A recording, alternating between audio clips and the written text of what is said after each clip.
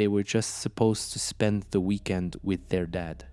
Paityn, Evelyn, and Olivia Decker, three bright, smiling sisters from Washington State, packed their little backpacks and said goodbye to their mom on a Friday afternoon. It was a routine court-approved visitation with their father, Travis Decker. Nothing out of the ordinary, no police alerts, no screaming headlines. But by Monday evening, all three girls were dead, found lifeless at a remote site near a campground. No visible struggle, no obvious cause of death, no sign of their father. And now the manhunt is on. The question everyone's asking: how did no one stop this? Because this wasn't sudden. There were signs, there were warnings, there were red flags, but no one listened. And three little girls paid the price. It started on Friday, May 31st, 2024. 9-year-old Paityn, 8-year-old Evelyn, and 5-year-old Olivia Decker were dropped off with their father, Travis Decker, for a weekend visitation.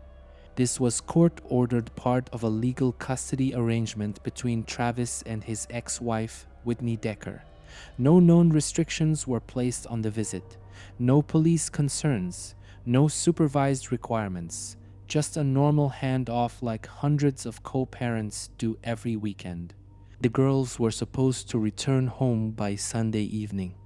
But when Whitney didn't hear from them, she got worried. By Monday morning, June 3rd, she officially reported them missing. Authorities launched a search around Wenatchee, a quiet town in central Washington. Then just hours later, the search turned into a nightmare. That evening, the bodies of all three girls were discovered near Chatter Creek Campground outside the small town of Plain, Washington. Their father's truck was found nearby abandoned. Travis Decker was gone. As police secured the scene, they confirmed there was no obvious sign of trauma. The girls had not been shot. There were no open wounds, but their deaths were ruled suspicious and likely homicidal. By Tuesday, investigators announced their belief that the girls died from asphyxiation. And Travis Decker was officially named the prime suspect in what they described as a deliberate and premeditated triple murder. So who exactly is Travis Decker? He wasn't just a father. He was a 32-year-old military veteran, formerly enlisted in the US Army. He had completed at least one overseas deployment believed to be in Afghanistan and returned home years ago to civilian life in Washington state. At first glance, he was what you'd call a quiet type. Neighbors described him as reclusive, introverted, and not the kind of guy who would open up easily. But behind closed doors, that silence was hiding something darker. According to court records, Travis and Whitney Decker were in the middle of a heated custody battle. The couple had separated, and Whitney had primary custody of the girls. Travis had been granted visitation rights, but sources now reveal there were multiple complaints and warnings issued prior to the tragedy. Mental health was a recurring theme. Former friends and social media observers say Travis had posted disturbing content online, including rambling political messages and cryptic rants about the court system, custody rights, and perceived threats. In fact, in early 2024, Whitney reportedly raised concerns about his mental health to the court, stating she feared for the girls' safety during unsupervised visits. But the system didn't intervene. He had no official criminal record, no restraining order, nothing that would legally block his visitation. So he got to see his daughters that weekend, and just like that, they were gone. Let's be clear, this wasn't some out-of-nowhere explosion of violence. There were red flags, lots of them. According to multiple local reports, Whitney Decker had raised concerns about Travis's mental health in the months leading up to the tragedy. She allegedly told the court he was unstable, erratic, and had expressed paranoid beliefs about government and custody systems. People close to the family said Travis had made disturbing statements about fighting for his rights as a father, not in a legal sense, but in a way that made others uncomfortable. There were also allegations that he'd become increasingly isolated and that he may have been stockpiling survival gear and withdrawing from society. But none of it triggered a legal response. Why? Because the bar for action in family court is incredibly high.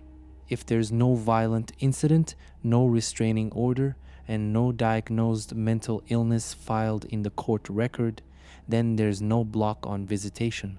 A gut feeling isn't enough. Whitney reportedly pleaded for supervised visits, but Travis had visitation rights, and the system trusted him to be safe with his daughters. That trust cost 3 children their lives. It's not just heartbreaking, it's infuriating because someone could have stepped in. Someone should have. By the time Whitney Decker officially reported her daughters missing on Monday morning, June 3rd, she already feared the worst. Authorities launched a rapid search, zeroing in on Travis's last known location, the area around Chatter Creek Campground near Leavenworth, Washington, a remote and wooded region tucked deep in the mountains. That evening, search teams made the heartbreaking discovery. Paityn, Evelyn, and Olivia were found dead, their bodies carefully placed near the campsite. No blood, no visible wounds, no signs of a struggle. Initial reports confirmed they had not been shot or stabbed, but they were gone and their father was nowhere to be found. Nearby, police located Travis Decker's truck. Inside, camping gear, personal belongings, and a small amount of food. Outside, silence, no sign of the girl's father, no goodbye note, no explanation. Authorities quickly ruled the deaths suspicious and likely homicidal, and they made their move. An arrest warrant was issued for Travis Decker, now officially the prime suspect in a triple homicide. By Tuesday, the Chelan County Sheriff's Office, Washington State Patrol, and us marshals had launched a full-scale manhunt.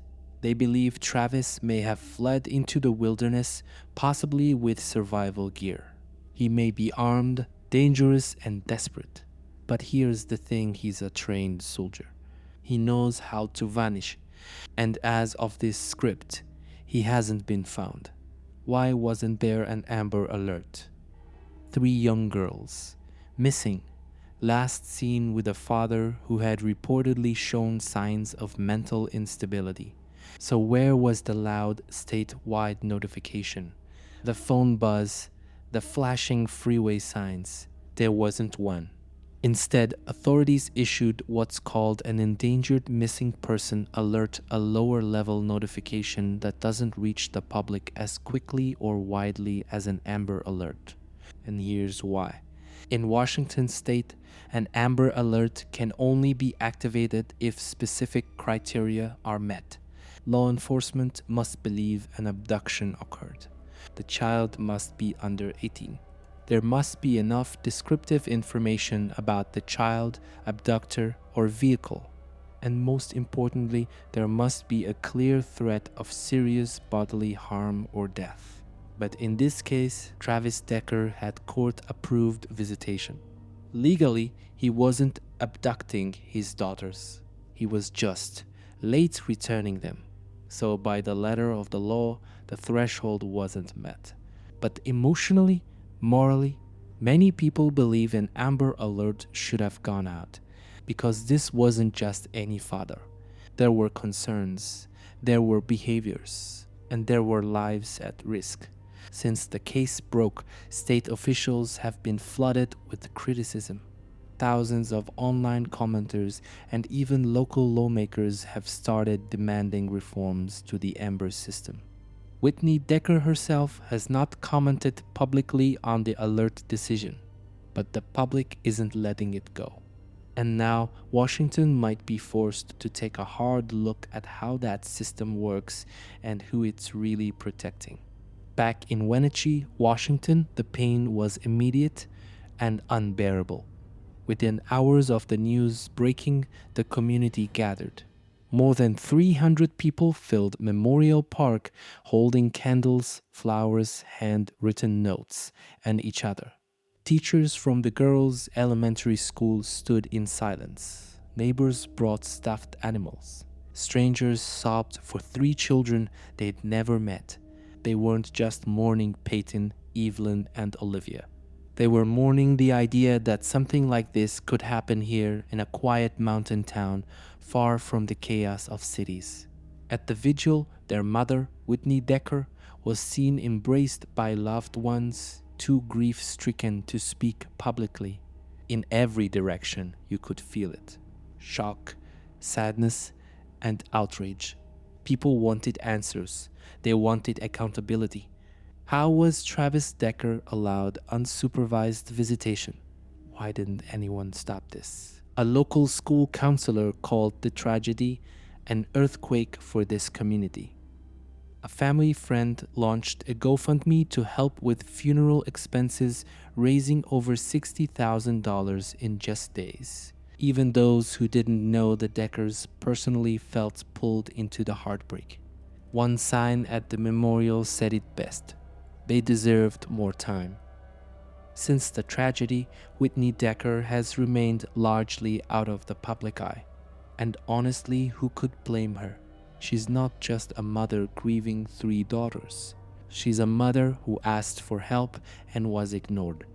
Friends close to Whitney say she had repeatedly voiced concerns about Travis's mental state, his paranoia, his unstable behavior, and his erratic posts online. She allegedly warned family court that something didn't feel right. But despite those concerns, the visitation went ahead.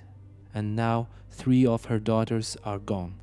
Whitney's silence speaks louder than any statement. At the vigil, she held tightly to a photo of her girls. She wept. She didn't speak to cameras. She didn't need to. Her face said everything. But the public is speaking on her behalf, and they're not being quiet. Across Washington, thousands of people have joined online campaigns demanding reform.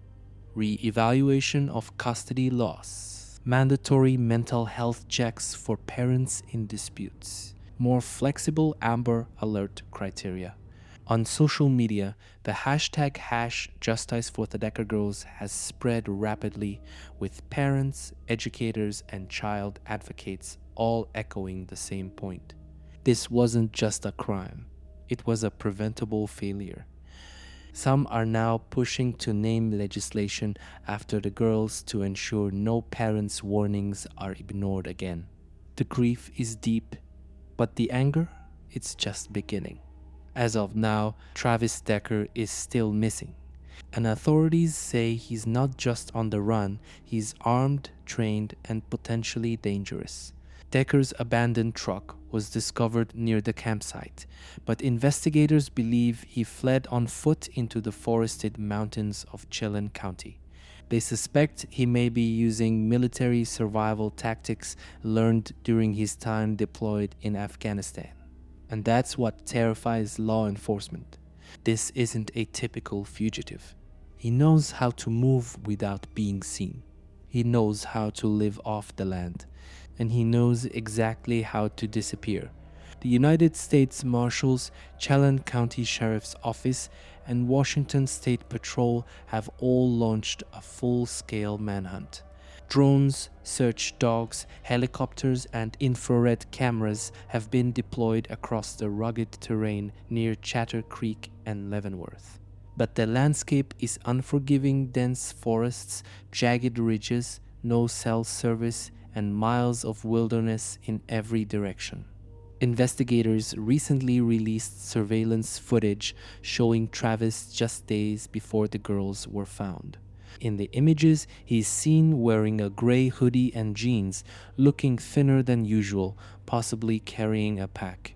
They've made one thing very clear to the public: do not approach him. If you see him, call 911 immediately. A reward of $10,000 is now being offered for any information leading to his arrest. But here's the part that haunts investigators. It's been several days, and so far, not one confirmed sighting. No trail, no footprints, no known direction. The only thing we know for sure is that the man responsible for 3 little girls' deaths is still out there. Paityn was 9. Evelyn was 8. Olivia was just 5 years old. 3 beautiful sisters, gone in one weekend. And here's the hardest part to swallow. This wasn't random. This wasn't unpredictable. This was avoidable. A mother raised concerns. The signs were their mental health issues, erratic behavior, online rants, a history of isolation. But none of it mattered, because on paper, Travis Decker had rights. Visitation was granted. Warnings were brushed aside. And now, 3 children are never coming home. This is not just about one man's actions. This is about a system, a family court system, a child protection system, and a public safety system that didn't act until it was far too late. Now the country is watching, grieving, asking the same question. What good are laws if they don't protect the most vulnerable? The names Paityn, Evelyn, and Olivia need to mean something. Not just in obituaries, but in legislation, in courtroom reforms, in policies that say, if a parent raises a red flag, we listen. So let this story sit with you. Let it haunt you because it should, and let it move us to demand better. This cannot happen again. If you believe family courts need to take mental health seriously, share this video. If you want to see changes in how we protect children, comment your thoughts below. And if you want to follow this case as it develops, subscribe for more stories that dig deep, ask hard questions, and give a voice to the ones who never got to speak.